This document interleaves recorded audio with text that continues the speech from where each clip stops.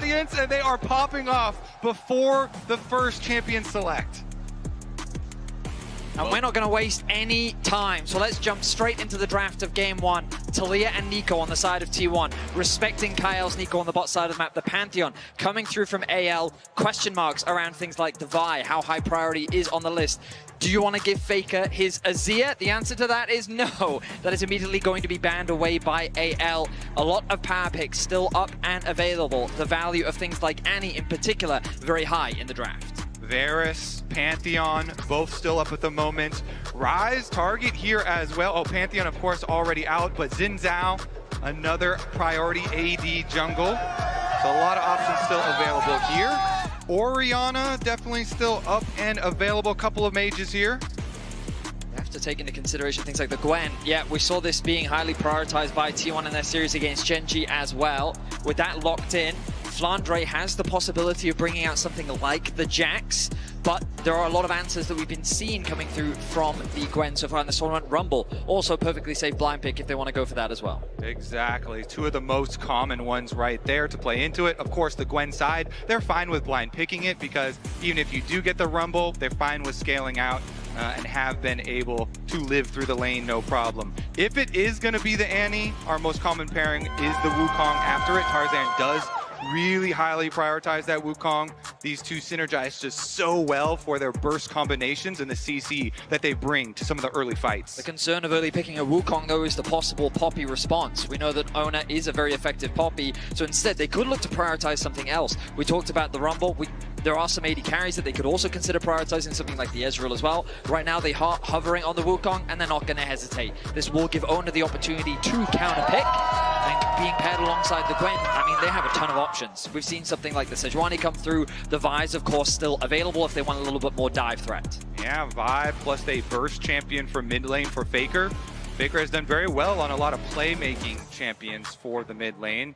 Oner Vi here locked in. That is a powerful pick for T1. What do they want to pair it with first here, though, into the Annie?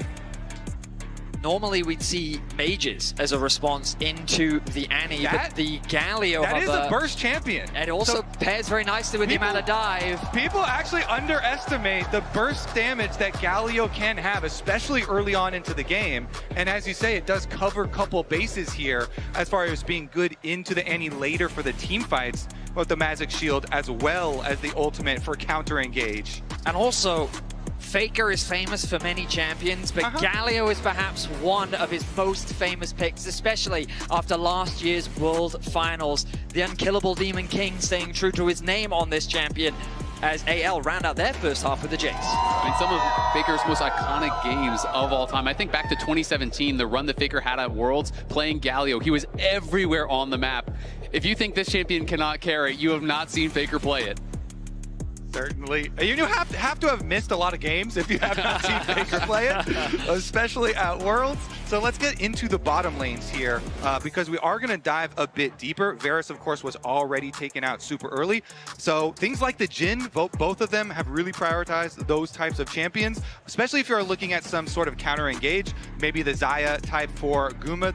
Definitely very good at counter engage as well. Yeah, Xayah Rakan is a tried and true bot lane for this T1. So makes a lot of sense they would want to get rid of the Rakan. I wonder if they would consider something like a Karma. We've been seeing it rise in priority a lot. It depends on how much they want to commit to the dive angle, because Kai'Sa is another champion that could also synergize nicely with what T1 have drafted so far. Yeah, people often when they are these full dive comps either go towards something like Kai'Sa, or you go the more defensive routes like Ezreal, Senna, these types of champions that can help enable and maybe stay safe. Yeah, Kai'Sa's been like a hole for Guma as far as his champion pool, though, so not really expecting that one for their side. What other sort of protection bands do they need, though? The Poppy is definitely a very good one, versatile champion. As you say, so many dashes could have a lot they could consider banning. Yeah. The Lucian. I mean, if we watched Hope's Lucian yesterday, it makes a lot of sense that they would want to take that away from the pool. But now AL have a lot of flexibility. Braum makes a lot of sense against dive. Morgana, very niche, but also very good. It depends if they want more defensive tools or they want more engage. Right now, it seems that they want to channel a little bit more in the poke direction. Jhin, a very powerful laner, does well into many matchups in the current meta and synergizes quite nicely with champions like Jace. Okay, we get a rel hover over here, so maybe some counter engage, invest in like Braum or something towards the bottom side of the map. They already, of course, have several options to themselves, but the early hover on the Jhin, as we mentioned, both of them have really preferred this champion. Lots of utility from the bottom lane, and they've been pretty good at keeping their space. Right now, T1 are just taking the maximum amount of time that they can to contemplate their options towards the bot side of the map. The Jhin is going to be the lock-in. Of course, doesn't have any inherent dashes, so if AL can get on top of the Jhin, it can be very difficult to play, but with champions like the Galio being able to provide protection, and Bard being an effective pairing that we've seen many times before, can be very effective at denying some of those fast engages that AL are planning with this Annie Wukong. Keria really toying with them. The Nautilus, of course, is the more offensive version. You can hook rel out of combos, and you can look for some point-and-click CC along with that Vi. Very critical when trying to shut down carries. Interesting that AL is considering the Kai'Sa right now. Of course, Hope, very well known for his Kai'Sa, one of his most played throughout this year. And I mean, it pairs nicely with the dive that they have already built up with the Annie, the Wukong, and the Rel. And they're going to lock that one in. All right. So AL, I mean, they've gone for a very powerful mid-game spike with this type of composition. Around one item, they have so much burst damage. They have decent backline access thanks to both the Rel and the Wukong. But on paper, the question is how effectively can they use their poke with things like the Kai'Sa and the Jace? Setting up around these objectives, they have a lot of long range that they can look to try and chip away at T1's HP. Also, AL, yeah, they have this kind of guarantee, this Jace on the top side to give you a pushing lane. So it opens up Tarzan to try and like mirror Oner. And Oner's going to be looking to play, you know, towards a lot of the CC on his team, towards the Jhin Nautilus, towards the Galio even, visit early to try and help out Faker. So we'll see if they can do that jungle tracking there. Tarzan has been very good at shadowing style. I will also say with T1, the amount of dive that they have, I'm excited to see how well they can execute it. I think back to Game 2 in their series against Gen G, their composition at just locking down a single target and removing them was flawless. The drafts are done. The stage is set. T1 versus anyone's legend. Getting ready for the first game of what is sure to be an incredible series. MSI has delivered 5-game series after 5-game series this year. So lock in, Vancouver. We're getting ready for a good one.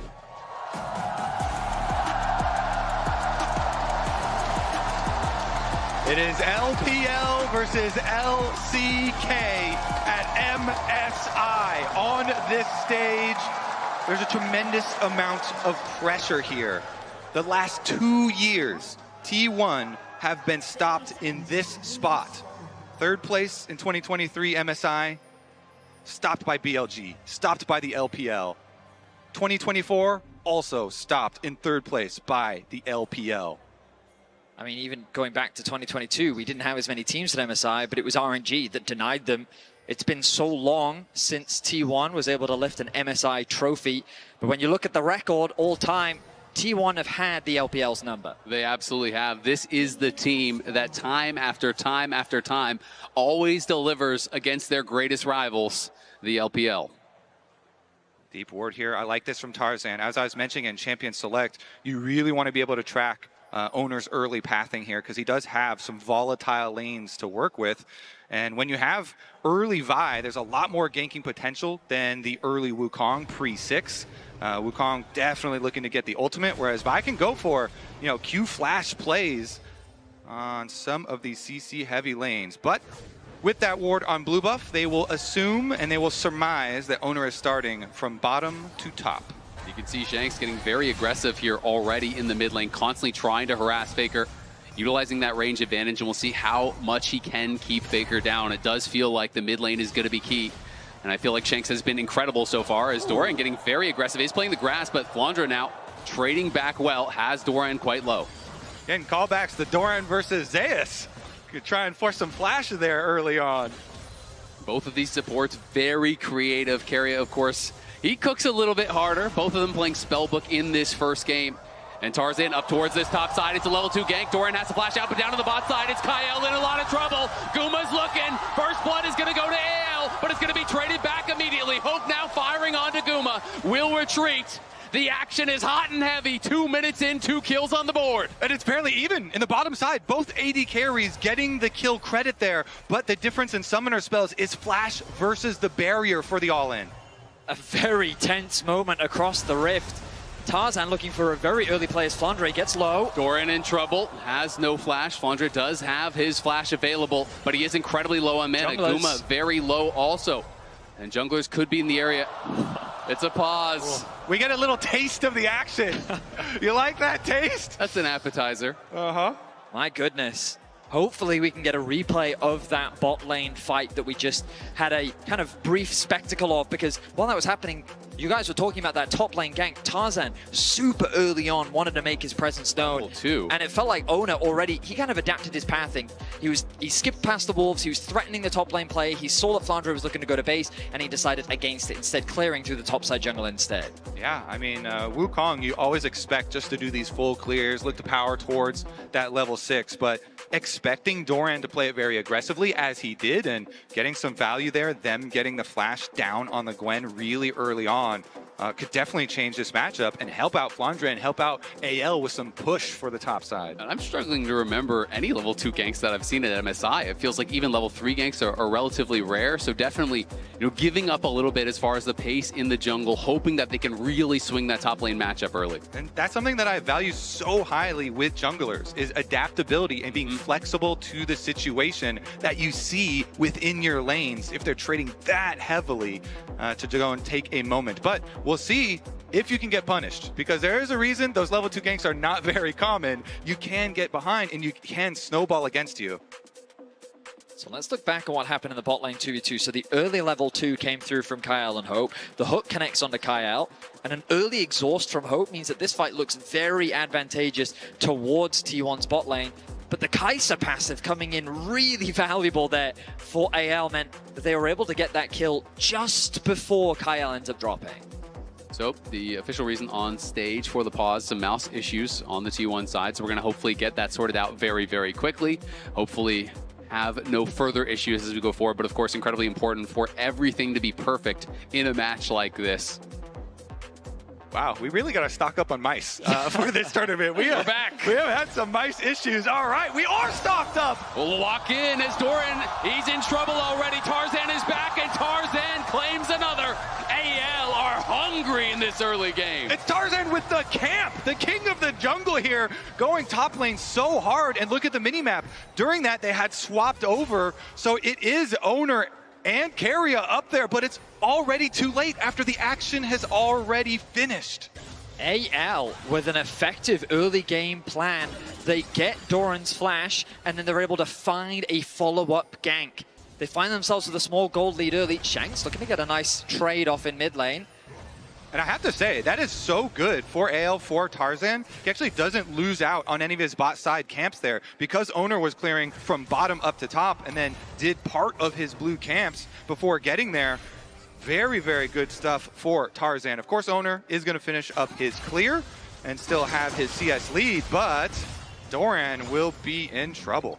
I mean, it's huge. At worst, you maybe lose a scuttle. Faker going to go in here. Keria looking, flash forward, flash out. The taunt just barely connects, and there's Keria. T1 will strike back in the mid lane. Faker Galio sets it up. Keria here, level 2 on the Nautilus, finds his way in, and they get their kill back. AL committing their bot side towards top lane means that Kyle is not roaming around the map in the same way that Keria is. Yes, he's losing out on some experience, but making plays like that happen is exactly what T1 needs. Doran getting aggressive, but has he gone too far? He has the flash available, but AL are looking to chase him down, and Doran may have gone too far. Flash forward here from Hope, and is going to be able to knock him down. Feet of Warfare claimed by the LPL reps. Their focus on Doran and getting his summoner early, and this pressure is paying off for AL. A big overstep from Doran. as he tries to take a fight that he just wasn't strong enough to take. He doesn't have his TP available. He's going to lose so much farm and experience as Flandre getting a bit of pressure put down onto him on the bot side of the map, but feeling pretty safe in this 2v1. Yeah, the timing of that kill is so big. The cannon went down, a bunch of this wave just goes into the dirt in front of the tower. All right, we're going to look at more of these volatile areas because while Faker did blow his flash to set up the gank onto Shanks, he also defensively flashed there on the Annie. So there should be more returns towards mid lane. You can see there are 2 wards towards the top side, which are actually getting swept out at the moment, but bottom side is still clean for T1 and Keria's back. And small correction, Doran, his flash is not actually up, so it wasn't actually available when he did go down there, even though it is showing as up. Yeah. Does not have it currently. And Doran just trying to crash this wave here, but Open Kael not allowing him to do it, and Tarzan is behind him. Doran, though, playing far enough back, looks like he will be safe for now. I mean, AL have a really nice freeze setup on the top wave. They can just keep it here. Doran is in a very awkward position. The good news for him is that his team is still getting stuff on the map. They do secure that dragon on the bot side, and now they can look to steal away some of Tarzan's bot camps and put some pressure onto Flandre. But Doran is just being suffocated from all this farm as AL find another good trade. Yeah, it looks like T1 are going to send multiple people over to attack Flandre and force him off. But while they're taking away some camps from Tarzan's side, Tarzan is doing the exact same here on T1's jungle. He is camping that top lane so incredibly hard, splitting the map and taking away multiple camps. Just play safe, the classic top lane experience. Neither of these guys can even get in range for experience. So it's going to be Kael TPing down here, double TP to make sure that Flandre can grab this. Beautiful use of the early spellbook teleport there from Kael, who gets down and makes sure Flandre cannot be dove there. Faker now face checking, is going to find 2 members from AL. Do they have the damage to knock down the Galio? Faker trying to kite it out. Looks like he just barely will be able to get back to the tower. Keria arrives and Faker survives. He just wanted to get a ward down. AL were looking to reset. They set up a trap, but they didn't quite have the damage. That early null magic mantle doing wonders. As Kael and Keria, they trade a bit. Shanks is going to need to catch this wave, and we find ourselves with another pause. Everyone's switching to trackballs. Clearly some peripheral issues that I expect we will get resolved very, very shortly. But my goodness, AL and T1 off to the races in this early game. It feels like that AL is getting the better ever so slightly, but T1 is not slowing down. They are cross-mapping appropriately. They did get that first dragon. They're putting what pressure they can on a Flandre, but as AL, just as you highlighted, they're doing a good job, AL, of making sure that Flandre still has access to that farm, recognizing that he's at risk of a dive. They commit the TP from the support, and they escort him through that wave to help get that push out. You expect that the Grubs is going to be the next big point of contention. Resets are going to need to come through, and I would be surprised if T1 give that up without a fight. Yeah, so far, Doran is the one losing out the most in this game. Tarzan lost out on a little bit of camps, but I think it was well worth the investment and the focus that they put early. So the update on stage is that Doran is now having some mouse issues here. So we see the refs are there with him working through that. And hopefully we'll be able to get that sorted out here for us on stage very quickly. I think, why is this jungler always attacking me? Why is my mouse messing up? Like, yeah, you didn't see it, but Tarzan actually ran over and unplugged it. Yeah. It was a real-life gank after the camp. It was the pre-game gank. Yeah. He's just so efficient with this pathing. I know, that pathing is crazy. He's on a recall, he's running across stage, he's unplugging the mouse. Genius. Now, the biggest concern I would say that T1 have is that it's Hope that got all those kills. He got a kill in the bot lane 2 versus 2, and he gets the kill up on towards the top side against Doran. And so this Kai'Sa, who in the early game, you know, generally at her weakest point, doesn't have the strongest first item spike, is getting invested a lot of gold and is quickly ramping up. And we've seen what Hope is capable of doing when he gets some resources. Exactly. I mean, just yesterday, he was so good against BLG. You know, when he got a lead, we saw him dominating. The Lucian game was stellar, but really the entire series, it felt like if he got an inch, he took a mile. And so definitely going to have to be on point here on the T1 side to prevent Hope from just getting out of control. Feels like everyone is staring at him at the moment.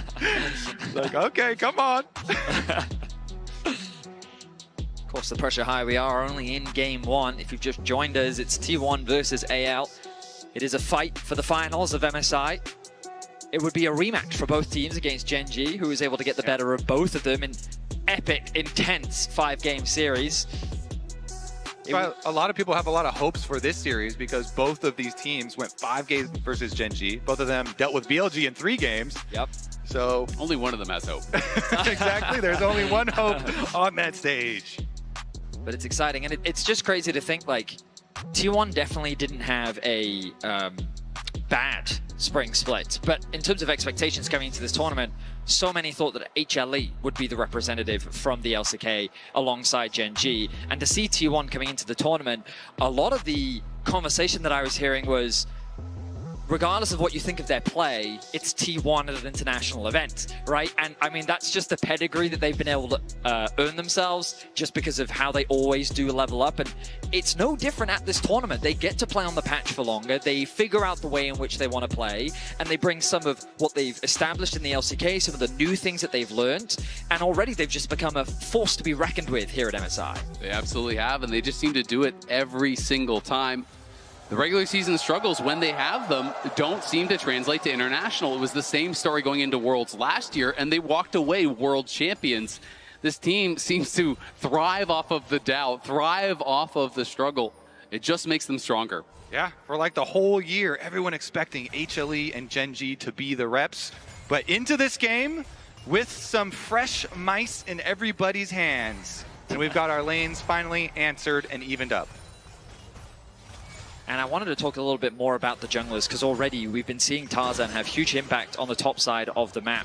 But it was Oner that so many people were talking about during T1's regular season. And Tarzan, ever since he joined AL, it feels like AL has completely changed their approach, the level of play that they've brought. And we got a really meaningful interview from Tabe yesterday where he talked about how important Tarzan is to this team. Historically, the record favors Oner, and that was back in 2023 Worlds where they met in LNG versus T1. Yeah, and that one was definitely a very rough one for Tarzan. Got flamed a lot for it. So it could be a very meaningful match here for him to get some revenge and redemption versus T1. I mean, it was just so fun listening to Tabe speak about Tarzan. He couldn't say enough positive about him, talking about Tarzan being the guiding light for the team that leads them to safety, the captain of the team that they can always trust in.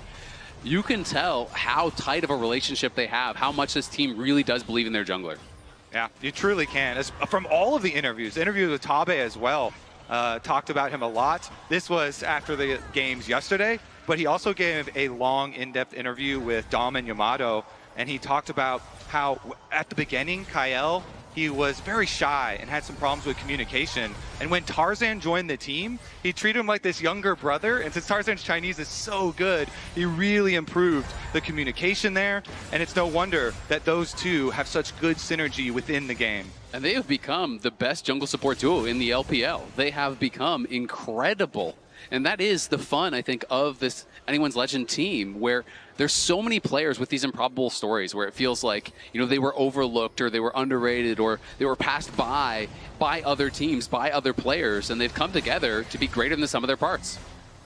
Kyle here, potentially in trouble, is going to get hit by the deadly flourish. Hooked after, but it won't be more than just a trade there.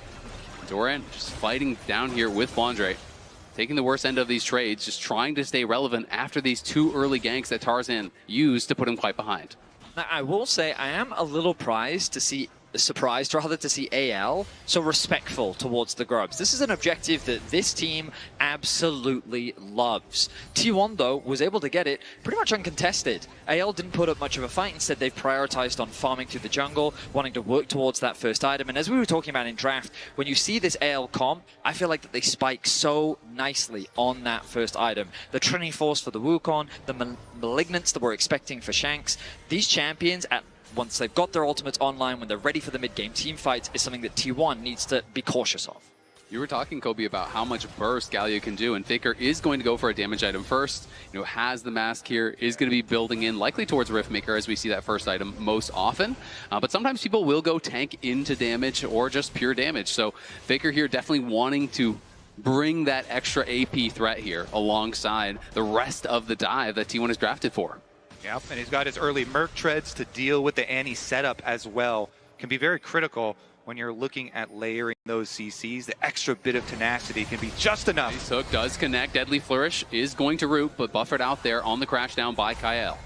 Oner just hovering around the bot lane to make sure they can get this push out. Notice that Faker has the push in mid as well. So T1 will be first to this objective. We look at the minimap and AL is in a position to contest. Both top laners should have their TPs available.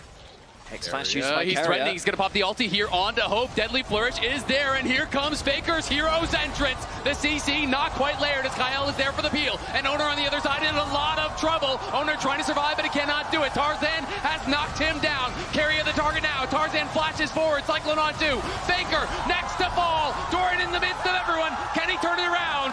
They get one back here as Guma claims the kill, but it is action after action here in game number 1. Yeah, it ends in a 2-for-2. T1 start out the play trying to find the wraparound towards Hope and do get the kill, but it costs him 2 in the counter, and so nobody's going to be able to take the dragon. We'll have to see about the reset afterwards, and this is the look here. As the minion wave is getting pushed by Hope, Keria finds the angle to wrap around, and they pull off the dragon because they have so many long-range abilities to follow up. You saw Guma go for the root, Galio ult comes in, but then Oner, who was trying to rotate with the rest of the squad, gets countered there by Shanks and Tarzan. And then the TPs from the top lane has arrived. Tarzan wants to continue the chase. He gets a little too low as Guma's able to consistently dish out the damage.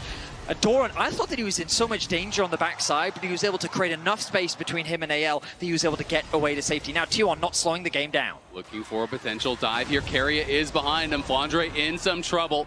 Will he be able to kite it out? Flashes, sidesteps. Well done by Flandre. Survives the pressure. And I have to highlight Kyle in that previous fight. As Faker landed, Q-Flash stuns him to deny the taunt follow-up onto Hope. Kept his AD carry alive for much longer. Allowed him to put out that pressure in that fight. Kyle already looking good in this game number 1. And look at T1's call. They made the effort to put so much more money into this Gwen. They're like, fine, on reset, they'll go for the dragon, but we will get so much more money.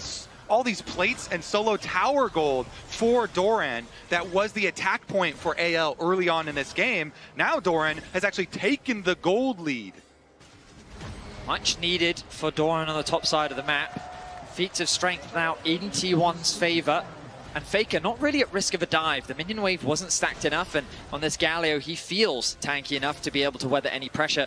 T1 exerting across the map right now as they fully control the top side jungle, leveraging the commitment onto Flandre that they were able to invest, alongside setting up nice defense on the bot side. Yes, they will concede a lot of vision control, but no camps were stolen away. There is no cross map coming through from Tarzan, which means that Oner just finding those jungle advantages across the board.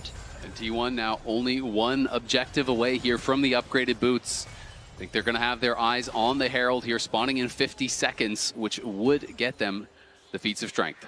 And all that focus of gold into Doran resulted He's in going his... to pop the ulti here onto Kyle. Deadly Flourish will not connect. Kyle looking like he might be able to get out. Tarzan could be in some trouble. Clone over the wall. There's the flash forward, though. They're going to try to fully send it. Faker got interrupted on his ulti, though, by Shanks on the side. Faker, though, flanking. Tarzan's down. Kyle is sure to follow. Faker may get slowed, but he will not be stopped. Arrives all the same, and T1 are looking like they want more. They don't have a minion wave to play with. I think a dive against Shanks would be very risky, but they are just buying time. They're trying to clear through the wave as quickly as they can. Shanks stuck between a rock and a hard place right now. He has nowhere to go. Goodbye, Shanks! Goodbye! Shanks will try as he might. The rest of the members are coming in here from AL. Can they get anything back? The CC is layered. Shanks gonna fall. Hope is in the area. Flandre takes a tower on the top side, but for now, no kills back.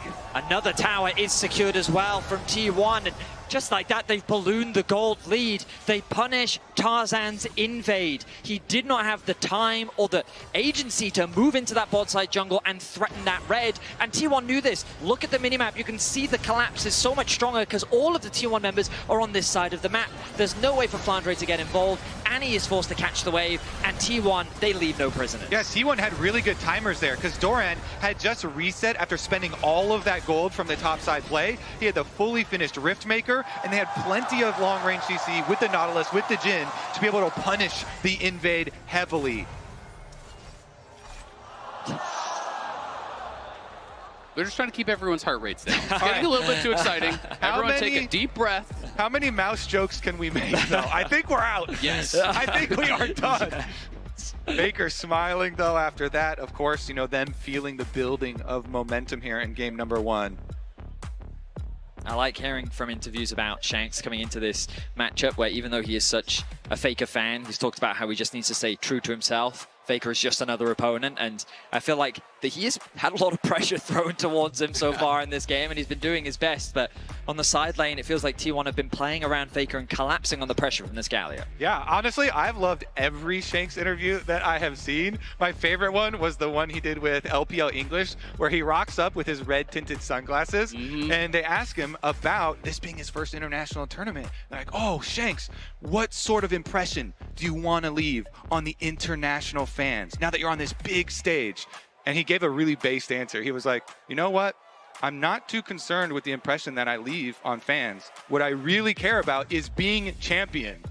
He is focused on winning. He is focused on the game, on the competition, and that is what's got him through all of these years to rise up to the international stage. It is just actually based. And he has been playing incredible here at MSI. I think he is one of, if not the best performing mid laner so far at the tournament. Shanks really has been delivering. Another update, it is another mouse issue for Doran, so he is getting that looked at once more. Once we get it resolved, we want to actually get back into the game, and it's T1 that currently find themselves with the gold lead. They got a huge swing in momentum, and it really was just a punish on that Tarzan invade, because it's important to recognize that what was happening was T1 was setting their sights on that top tier 1. They threatened a dive onto Flandre. While they didn't get the pick, they funneled a huge amount of gold into Doran and kind of swung that matchup back in his favor. And that was their opportunity for AL to then invade on the bot side of the map, which they did. They got deep vision, they stole away the Krugs, and they were threatening a dive on a Faker, but without a proper wave to really push a dive on, there wasn't much of a play there. But then they left the jungle. Tarzan then went back to his other side of the jungle, but then moved back towards T1's side. And as Kobe, you were saying, it was a matter of the resets had already come through. He moved into an area of the map where T1 was already looking to reclaim control of, and T1, they just didn't waste any time. They immediately recognized the misposition and they punished it. And they converted it not only into 2 kills, but they got the bot tower, another kill on top of that, and now they find themselves with a 1.7k gold lead. Yeah, and the reason why I liked T1's original top side play, where they send multiple members and they sacrifice the dragon, is because Doran, the Gwen, is actually a critical part of this team comp, plays a very critical role here as far as the extra damage that they're going to need towards the mid game and towards the late game. Because Galio and Jhin are very burst-centric, this Gwen has the opportunity to be such a big carry as we get to these team fights. And that's why it's so critical that we make sure his mouse is working. You do need a mouse for League of Legends. Can confirm. For now. Oh, yeah. Ooh, ominous, Vedius. I'm still hyped. By the time Faker's risk give out, we have to have it where it's telepathic. Yeah, I was going to say, you're going to get a chip in your head, you're going to get an uplink. Faker at 85, winning his 94th tournament of League of Legends history. So as you said, Azel, we're just taking a breather right now. The heart rates were very elevated. You could tell that the T1 fans in the audience, they were excited and they were tense. And that was just at the Bard hover, remember? Okay, Sure. It was already up and down right from the start of the draft. So the fact that T1 now leads this this early game, it's we've got to take that breather, take that opportunity to reset. And I gotta say, you know, this tournament I think has been way more competitive than I personally was expecting. Coming into it, I was worried that Gen G could possibly just run away with it. We saw HLE at first stand and how that looked, where they were not really challenged very heavily throughout that tournament. Then we had AL versus, you know, Gen G. We had T1 versus Gen G, and you see not one team can challenge them, but 2 teams can challenge them, can push them to the brink in a best of 5. Gen G still undefeated on the year here, but both these teams one Nexus away from changing that. And you have to think that both of these teams believe that if they get the rematch, they will be the ones hoisting the trophy. Yeah, I mean, we have had the most full 5-game series of any international ever. It has been incredible to watch. We're back. All right, everyone got a snack, got their drinks. We're ready for some more League of Legends here. As T1 looking very good in this early game. 1.8k is the advantage, just 15 minutes in, and one objective away from claiming feats here.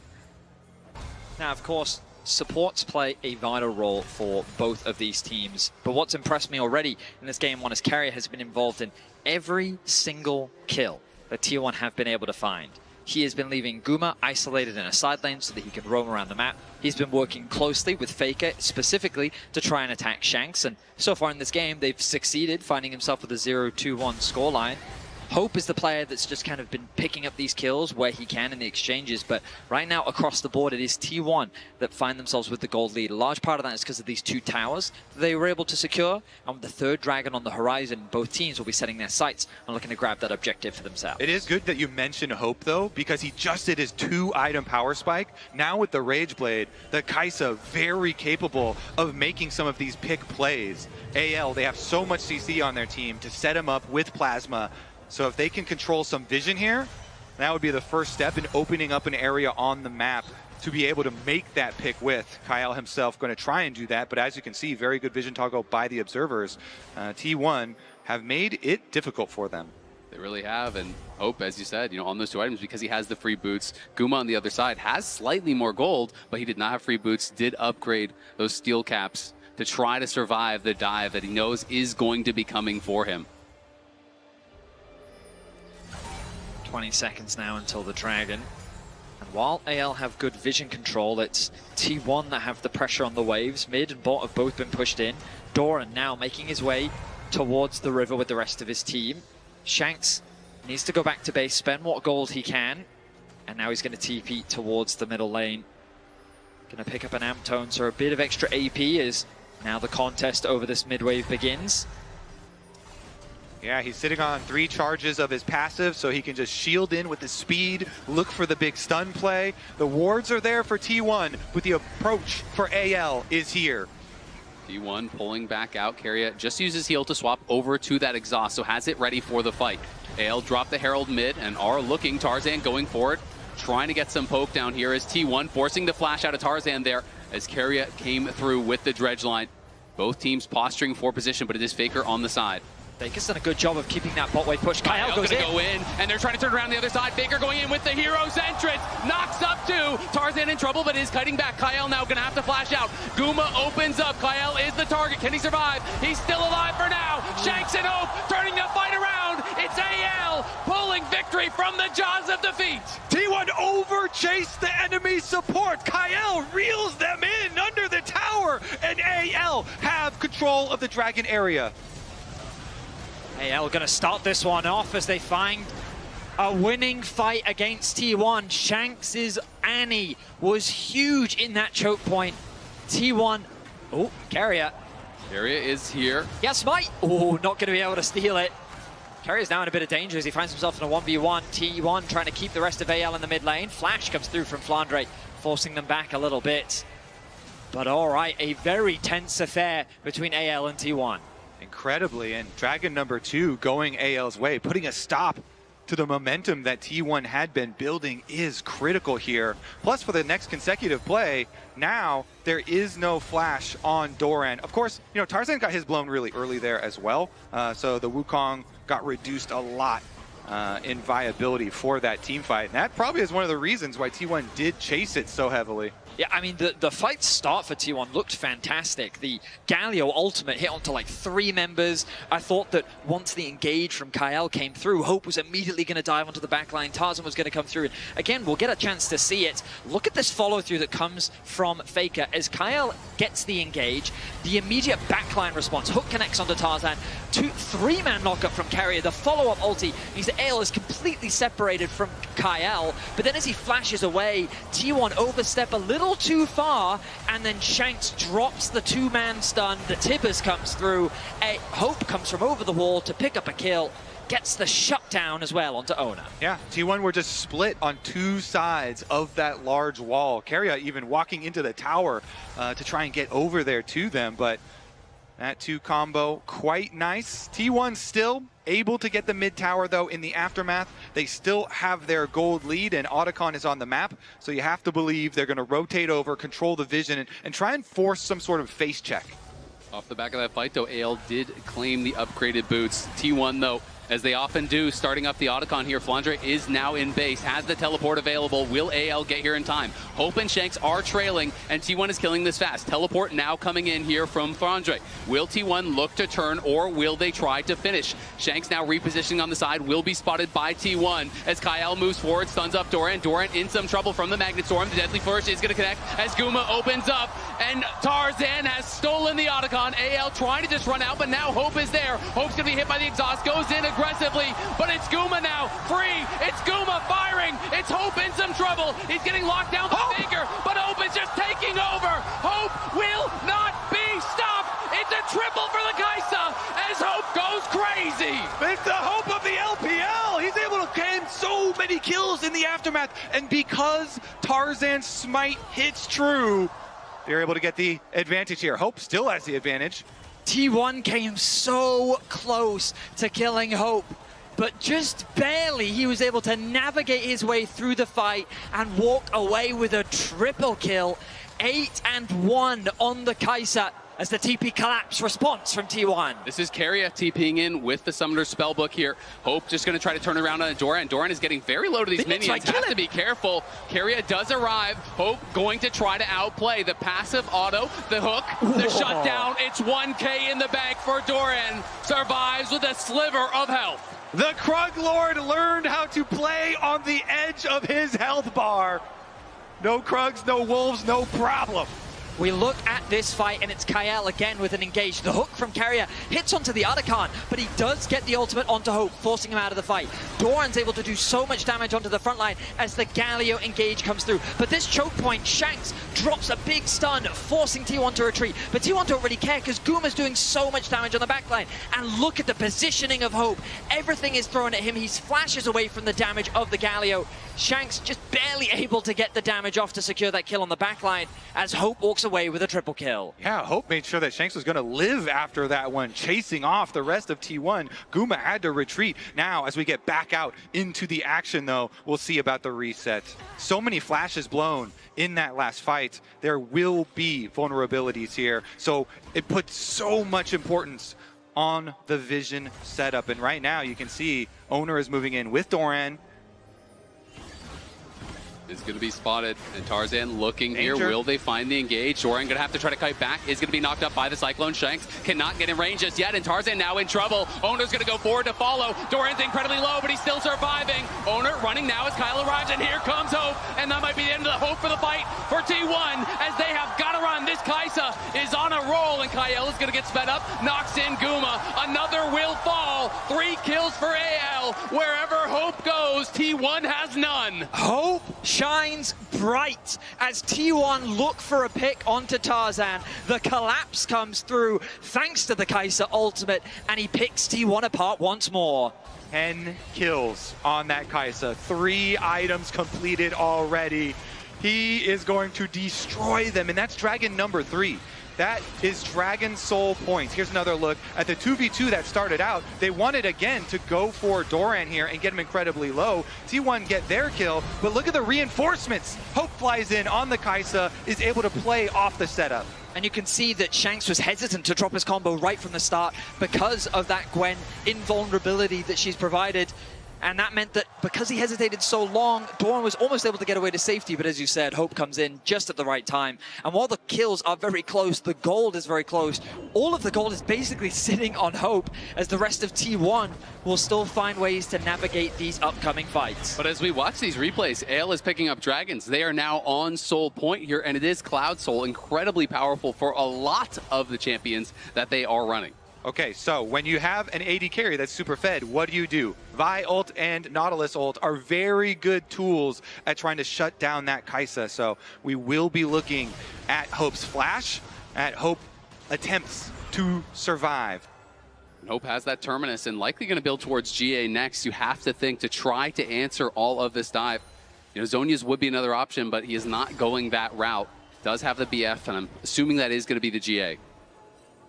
You can see that Shanks is hesitant to push out that top lane, even though AL are all hovering around the topside jungle, and that's because he recognizes how quickly the collapse from T1 can be, with Oner on this Vi and Faker who can quickly follow up. Baron is going to be started, and this will be spotted out. It's a T1 classic. When the stakes are high, they go to these objectives, they force their opponents to respond.